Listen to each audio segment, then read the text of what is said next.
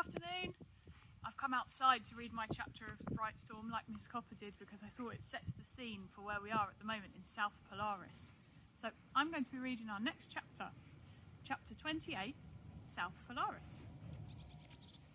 At the end of the last chapter, Maudie had started hurtling towards the Victorious, so let's see what happens. Arthur rushed after her. "Maud, stop!" But she was too fast. He could hear Harriet and Felicity not far behind. The figures of the Victorious crew were growing closer with every moment. Eudora posed for a photograph, holding up her instruments and a timepiece as proof. Maudie was almost there. "Stop!" he shouted. But it was too late. They'd seen them. Maudie was shouting. Eudora's crew quickly surrounded her. "Get your hands off her!" Arthur called. "Why?" Maudie shouted at the captain of the Victorious while struggling in the grip of two crew members. A cruel smile spread across Eudora's face. "Well, if it isn't the little orphans. You quite surprise me again and again. You've somehow managed to scurry through the mountains. Well, I'm sure Daddy would be so proud of you and your upstart natures. And here comes Miss Culpepper.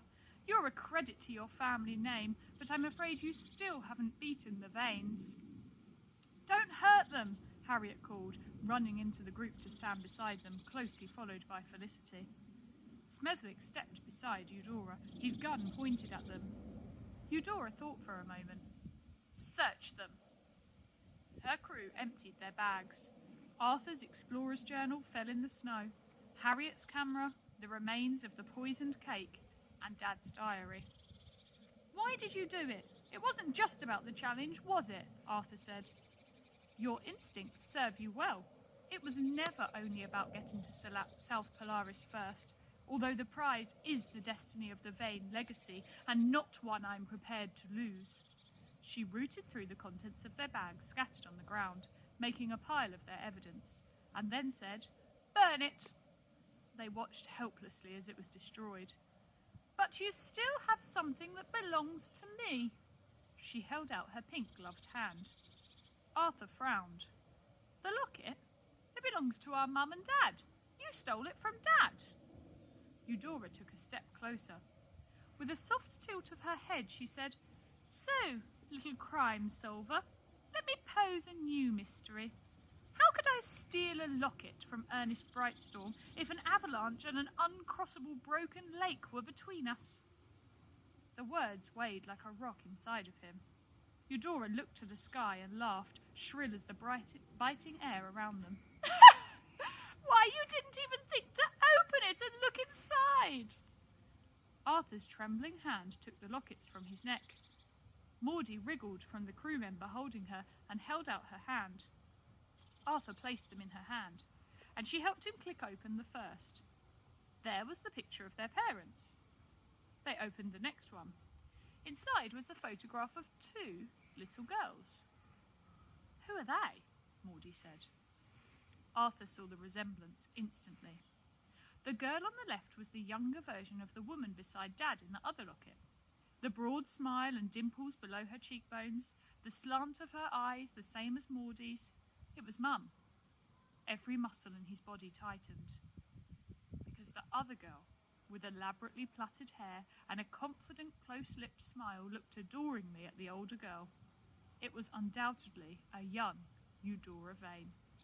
He put his finger to the picture of his parents in the other locket and pulled, and sure enough, hidden behind it was the same picture of the two little girls. The bottom fell out of his world. The initials V.E. They're for Violetta and Eudora. The lockets belong to you because you were sisters, he said. "Your father was a no-one. Violetta was a Vane. I couldn't believe it when she said she was marrying an outsider nobody, a wannabe explorer without an ounce of true explorer blood in his family. She degraded herself, she dishonoured our name, but she was so under his spell that she wouldn't listen to sense. Violetta had such a bright future until she met your father, and all she cared about was building their skyship together. Your father brainwashed her, turned her against me. It wasn't long before she completely disowned our family, saying our greatest achievements were a source of shame to her. Imagine disowning the Vane legacy. Well, she got her due. You two disgusting Brightstorm brats came along, killing her at your birth. Don't you listen to a word from that repulsive mouth of hers, Felicity said, pulling them both close. Your mother's death was an accident. Bad things happen. That isn't your fault. Eudora glanced at Arthur's iron arm. One look at you, and it was proof that she was punished for her choices. Don't you dare speak about my brother like that. A half-formed boy, a constant broken reminder of her mistake. Maudie lunged for Eudora, but the rest of Eudora's crew were poised. Harriet grabbed her back and held her firm. Smethwick's gun was on her. Arthur is already 100 times the person you'll ever be. They both are, Harriet said. Ernest Brightstorm had to pay for taking my sister from me, but I played the long game. I hid my animosity towards him, and I made him think he was being accepted by explorer families of old. And then, when the first South Polaris challenge came along, I knew it was my chance. In the quiet south, away from all eyes, no one would question a disaster. I had an opportunity to bring down his upstart family name once and for all. They loved each other, and you will never kill that fact, Eudora, said Harriet. Eudora straightened her body and lifted her chin. Love? Love is loyalty. Love is knowing where you are from, and it's your duty to legacy. Love is your family name. The Brightstorm twins have a broken family name, which meant nothing before, and it means even less now. You're wrong. Love isn't about bloodlines. Love is what you decide to do and the choices you make, said Arthur. Felicity waved her lucky spoon at Eudora. You're wrong about family. You might have taken their father from them, but he's still living on, right inside of them, stronger than ever and fighting back against the terrible injustice put on them. They have family. They have me and Harry and every other member of our crew waiting back in the forest. Family isn't always what you're born into. It's what you do for each other and the experience you go through together that makes a family. How very touching, Eudora said in a bored tone. But I'm afraid I have to get going now. Your disappearance will be just as easy. I shall enjoy making up a story. I must admit it gives me quite the thrill seeing their gullible faces, although it seems such a waste of true explorer blood in you, Harriet. However, you're clearly more ambitious than your years, and Luntown will shake their heads at your naive attempt at South Polaris with an untested, higgledy-piggledy ship, and they'll marvel at the vain crew's attempts to save you on our return journey. Such a shame we were too late. You're deranged, Arthur said. Who first? I mean, I'd leave you all to freeze, but I think a little insurance is needed. The rest of your crew will perish, that is, after we stop to retrieve some of your lovely water technology, Miss Culpepper. You should consider yourselves lucky. It'll be over before you know it, whereas your crew will suffer long, painful, cold deaths. Smethwick pulled back the trigger. Oldest to youngest, he said, pointing the gun at Felicity. She swallowed hard. I'm not afraid of you, and I'm not afraid of dying, but you don't need to harm these two. They're your niece and nephew. Like it or not, they're your blood too. Arthur had to think quickly. Time hung just as the sun poised in the sky at the same point in the Polaris, the light flickering crisp and bright. That's when he knew what he needed to do, but he needed Maudie's help. How could he let her know? Wait, he said. Eudora narrowed her gaze. She raised her hand a little, enough to pause Smethwick. I need you to answer one thing for me first. Go on. Maudie and I need to know something before you shoot us, and only you can tell us. Arthur knew that he'd got her attention and had bought valuable time that he needed. I'll indulge you. What do you need to know? He glanced at Maudie.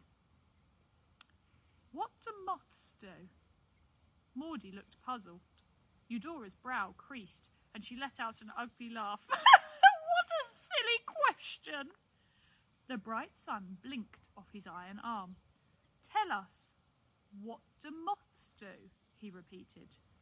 Smethwick stood in front of them, gun wavering, and a very confused expression. Some other members of the crew laughed. Arthur saw a smile edging in the corner of Maudie's mouth, and he knew she'd realised.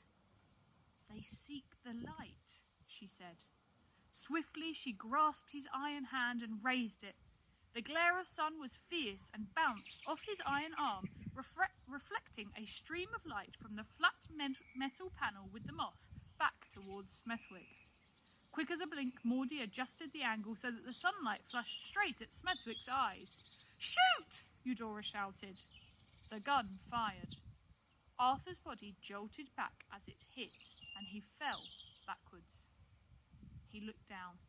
There was a scorch mark where the bullet had ricocheted off his iron arm, missing him by a whisker. A member of the crew cried out as Maudie kicked them away, and then more shouts and scuffles as another of the Vane crew wrestled with Felicity. Harriet tussled with Smethwick and knocked the gun out of his hand. It landed in the snow a distance away. Eudora was nearest and she ran towards it. "Quick, behind that snow ridge! It's our only chance!" Harriet shouted. "Grab whatever you can!" Felicity and Maudie pulled Arthur up, and the four ran for their lives. Shots fired behind them, but Eudora wasn't as sharp with a gun as her tongue, and they missed. They ran up the sides of the bank, adrenaline the only thing making it possible, and rolled over the top and behind the snow ridge before collapsing, panting for breath. They heard Eudora calling her crew back to the ship. "She'll take off and shoot us from above," Harriet cried. "What do we do? We've got nothing," said Felicity. "Artie, are you all right? We need to think of something." But Arthur couldn't hear properly. His brain buzzed and his thoughts jumbled. "He's in shock," said Felicity. "Oh, we need a plan, and quick." Harriet looked around and pointed to another ridge. "Come on!" They ran again, but the rumble of engines vibrated the snow as the Victorious rose. Soon it would be above them, and they'd be completely exposed. Arthur looked around. The noise in his head was so intense, and he realised it wasn't from the gunshot. There were concerned thoughts bombarding him. Where? They were saying. It was the Thought Wolves. Parthena's call pierced the cold air as she flew from a ridge, followed by 3 Thought Wolves, their feet thundering in the snow. And then a 4th appeared, a great white beast. Arthur shook his head. He was certain he was dreaming or hearing the thoughts of a ghost. But there was no doubt in his mind. The huge white wolf heading straight for him was Tuyok. "Tuyok?" Arthur barely dared to think. "Cub," Tuyok replied. "I'm so glad you're alive." "And I'm glad you are too." An explosion sounded and snow erupted a short distance away. "Cannons!" Harriet shouted. "We must go." Climbing onto Tuyok's back was like coming home. In an instant, the Thought Wolves were charging faster than any living creature he'd ever seen back towards the mountains. Arthur looked over his shoulder at Victorious, but it was no match for the Thought Wolves. With every second they were getting further away from the black smear of pitch trailing across the perfect sky. That's the end of the chapter. There's only a couple of chapters to go until the end of the book. So we're going to have to find out if they make it back to Luntown in time to tell everybody about the terrible things Eudora and her crew have done. We'll have to find out soon. I wish there was a Thought Wolf here to warm me up. Take care. Goodbye.